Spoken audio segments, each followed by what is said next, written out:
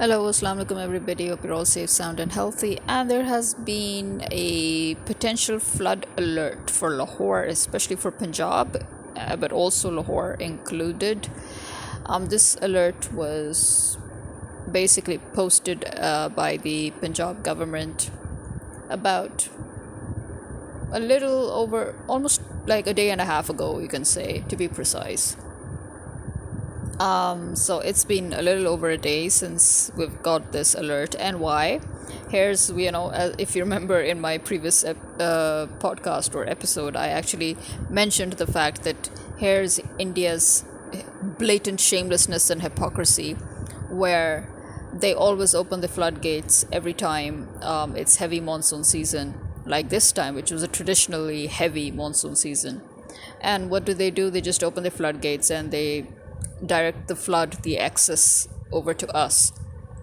Now, as you know, right now we're flooded, as in, we're both countries are basically flooding. And what do? They open their floodgates, and because of that, our already overflowing rivers, you can imagine how much water. Now, you see, this is why I lament the fact that we've got such useless pieces of crap that are sitting above us, who are supposed to be our civil servants, but they are just completely useless pieces of crap who are too busy just looking into their own a-holes, rather than actually getting the job done, which they're supposed to be getting done. And here we have tons and tons of water that's again going to get wasted. Do you know how massively huge rivers are, by the way? Have you ever been on a full flowing river? If you ever cross the river Ravi, which is the closest to Lahore, by the way, if you ever cross the river Ravi when it's full, like how it is right now, you would suddenly be completely confused as to how is it that you never realized how huge rivers can be. They're literally the second largest natural water resources. By natural, I don't mean drinking water, I mean as in natural. You've got the seas and the oceans, which are really the largest, and after that it's the rivers. So, and imagine Punjab has, again, let us remind each other, 5 rivers. It's called Punjab, Punj 5, Ab, water, rivers. So, we have 5 rivers, and all of them are right now overflowing. And thanks to India, they are now going to be even more overflowing than overflowing. So this is why I remember in the previous podcast when I talked about how India is just talking about how, oh, it'll close down Pakistan's water. But the thing is, at the end of the day, they don't even have a choice, because they will get flooded. They have to open the gates. The water has to come to Pakistan eventually. And so you see right now, what happened to their, oh, we're going to close off all the water, we're not going to allow Pakistan to have a drop? Well, Pakistan's receiving a hell lot of water, thank you very much, and now you're drowning in floods, and so you have no choice but to open your own floodgates, hence the flood alert. So I mean, here we are, again, the lamentation of how much water we have, and if we only could have stored all of this water, do you know how much electricity we could have been producing for free? We could literally be producing free electricity and selling it. This is the amount of water that we're going to allow to go to waste. Okay? The sea level will rise again, as it does every year, because of this monsoon, because of every year's monsoons.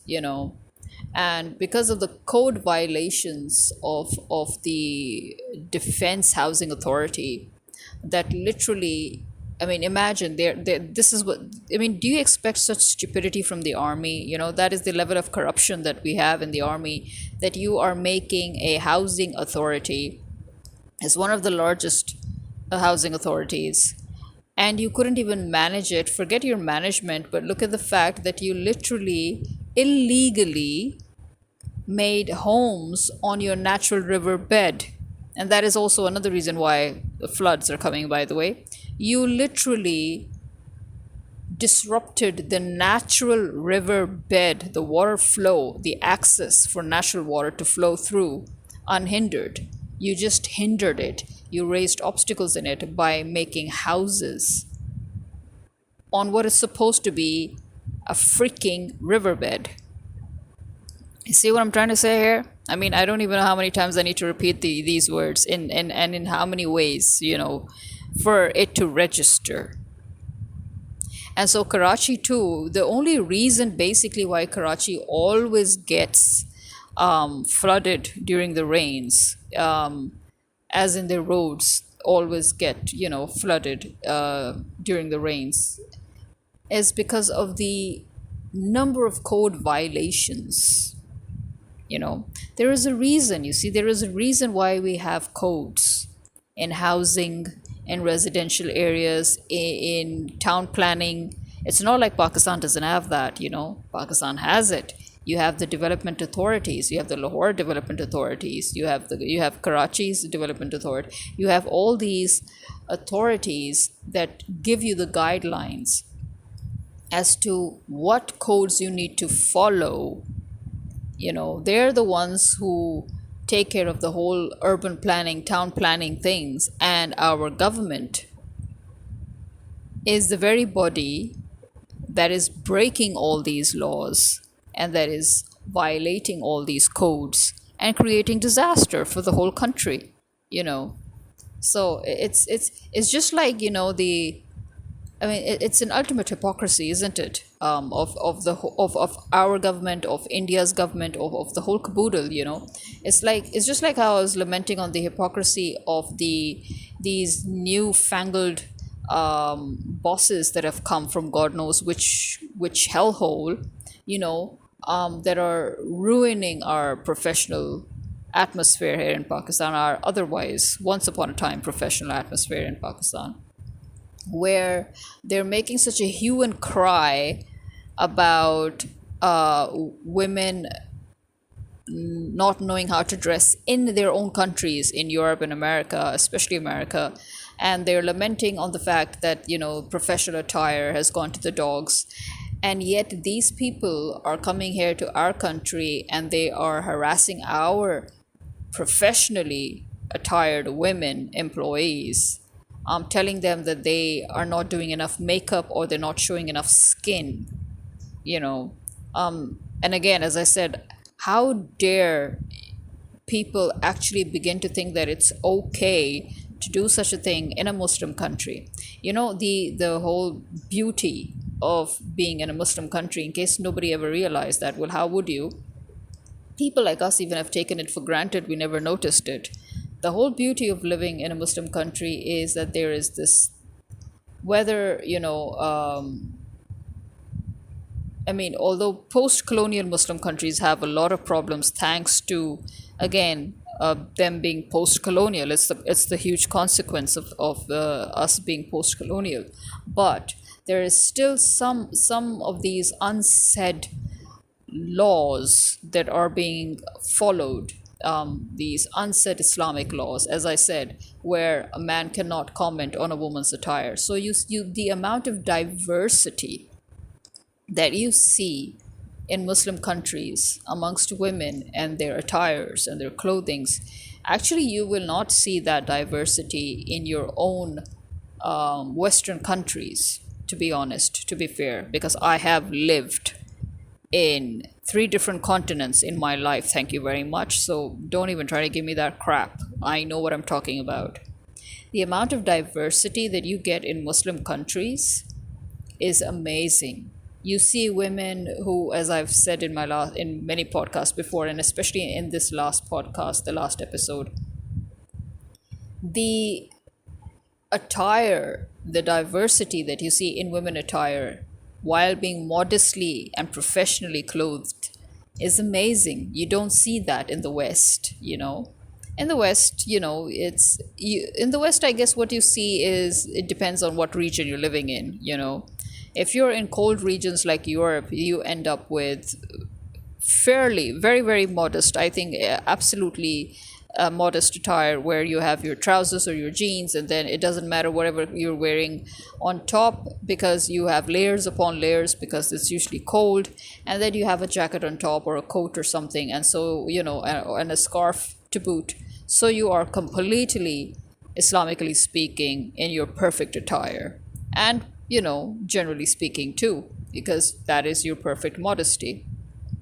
Now imagine that you are coming to a place like Pakistan, or you're going to a place like Egypt or Morocco or Algeria or Tunisia or or Nigeria or anywhere where you have majority Muslims, where it's essentially a Muslim country, and even the Middle East, you will notice that you see a huge range of variety that expresses Islamic tolerance and laws. As I said, the unsaid rule, the unsaid law of Islam is where you cannot comment on anybody's attire, especially a woman's. It's just understood.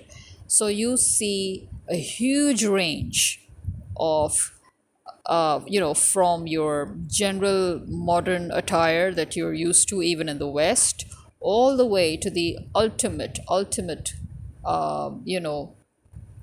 burqa attire, which is where you're completely covered head to foot and nobody can see a peak, nobody can even see your eyes, completely veiled. You have all these within a Muslim country. Why? Because remember, in every Muslim country, we have two parallel laws. We have the Islamic law for the Muslims, and we have the secular law for everybody else because remember, in Islam, you cannot force any non-Muslim to conform to Islamic rules. So you have your general laws, which are your secular laws, and then you have your Islamic law, which is, which pertains particularly to the Muslims. And this is why, another reason why you will never see anybody commenting on women attire or even male attire in Muslim countries, and why you see this tolerance that you do not find in the West, especially now, is because we know that there could be non-Muslims living amongst us. And we know that we cannot force our values or our religious rules and values on them. This is another reason why you see this huge, massive environment of tolerance where we never pick on people and their attire, because you don't know. You don't know. You cannot just go up to somebody and say, hey, why aren't you covering your head? You can't. In Islam, you're not even allowed to. Even if they're Muslims, by the way, you're not allowed to, as I explained very clearly many times. So, yeah, my biggest problem is that hypocrisy, where in the West, you're calling out your girls, especially the young generation, and you're saying that, oh, you guys have forgotten how to dress up, and you don't know how to dress, and this and this. And yet, you are teaching our people to come back here to our country and harass our girls for dressing too modestly.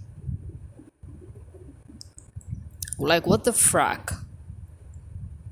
And as I said, I find this very, very fishy. I find it very suspicious that you are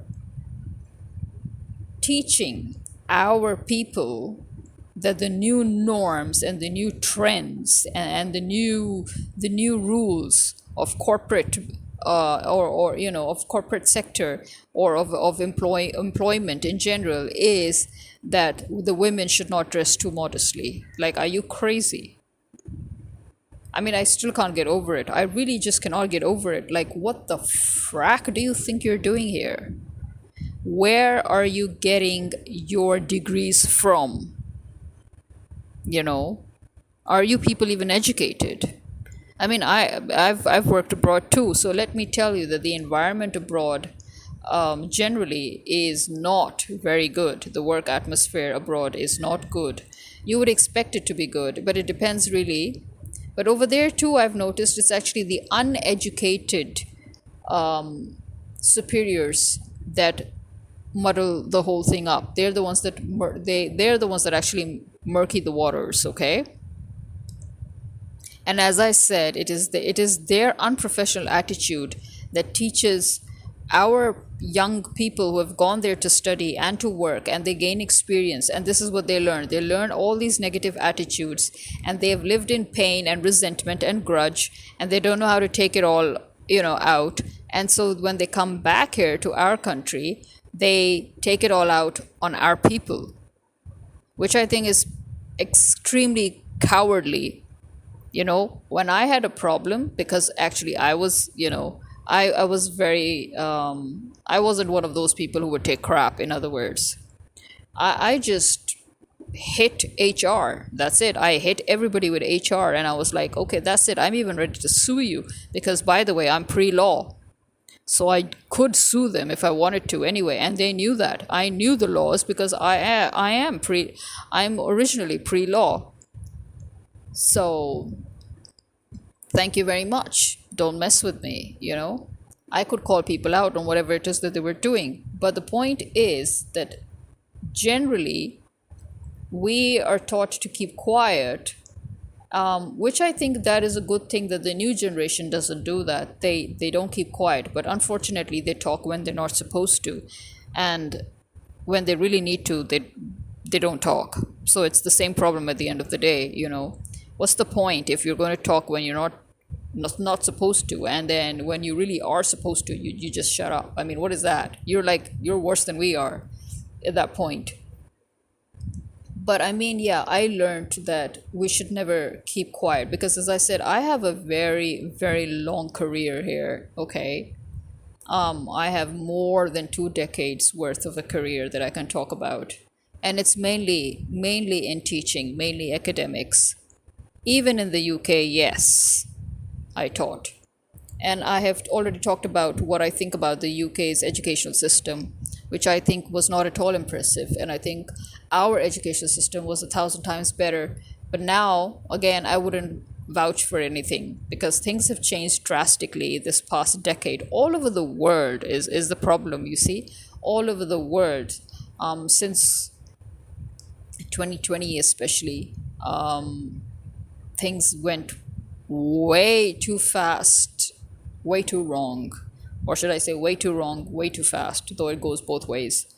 So yeah, so this new wave or trend or whatever it is of unprofessionalism that is amongst the bosses and amongst the superiors, this needs to be called out. It's getting very bad, is why I'm talking about it now, despite the fact that I just lightly mentioned it on social media before, but now I'm really talking about it because, as I said, in Pakistan we have dress codes. You may have lost your sense of dress code in the West, which I can see is becoming a huge problem. But the fact that you are aware that there is a dress code and the fact that you have a problem with those people not following the dress code in your own countries, and then you are teaching our own people, and you yourselves are coming here to our country, and you are teaching our people that the trend is that we have no dress code or we shouldn't, and that we should dress less modestly